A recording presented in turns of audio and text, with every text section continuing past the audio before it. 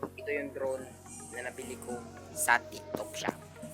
Tara, ito po siya guys. So, 25 drone.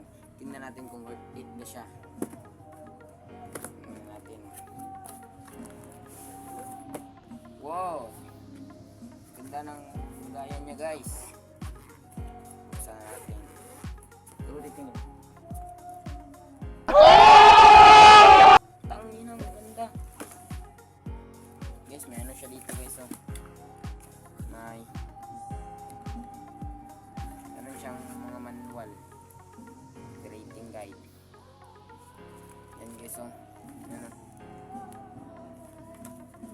Yan. Tsaka may kasama na siyang charger. At tsaka remote. Siyempre remote.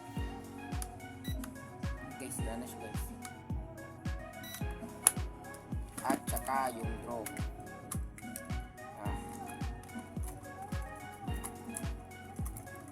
Drone guys, yung ganda. Fly.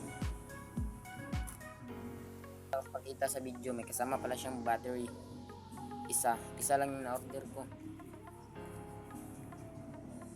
Mamimili ka kasi kung tatlo ba, dalawa, isa lang. Try na natin guys.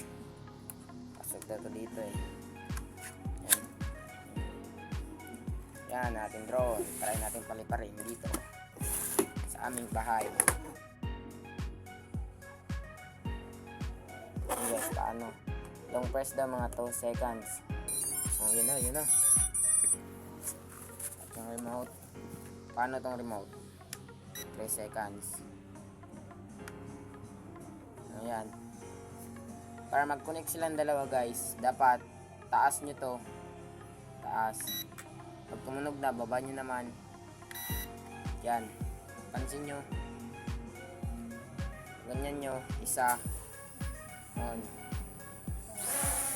Yan na guys. Lumipad na guys. Lubat pala to guys.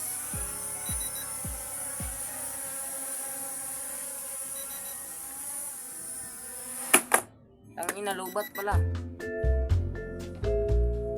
Charge ko muna. Yan guys. Sa susunod na video, papakita ko na sa inyo kung anong quality ng camera nito. Maganda ba o hindi. Yan, papakita na guys.